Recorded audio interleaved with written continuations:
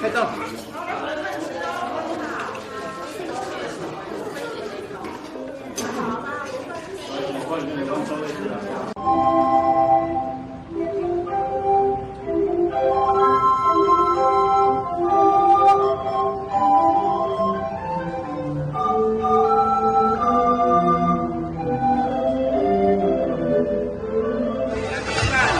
好，指定队伍，让我们现场还有校长马上来比赛，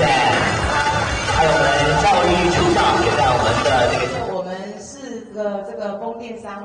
回馈地方那预计明年开始起联合捐赠给我们本县沿海地区，从我们深港、线西、鹿港、福兴以及芳苑、王宫那沿海的6个乡镇的孩子们的营养午餐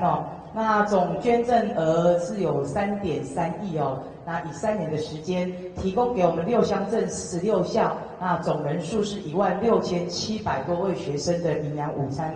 那在这边也期许有更多的厂商秉持着取之于社会、回馈于社会那的企业良心，用实际的行动来回馈给我们的社会，更要祈勉我们的同学们都能够不忘本，凡事谢恩，好好的来读书，发挥所长，未来在各行各业都能够施展抱负，回馈社会，形成爱的传承、善的延续。开始，我们总共捐赠了6个乡镇46个国中小学，有3.3亿的回馈金额。然后呢，在未来的3年当中，每天都有好吃在地的。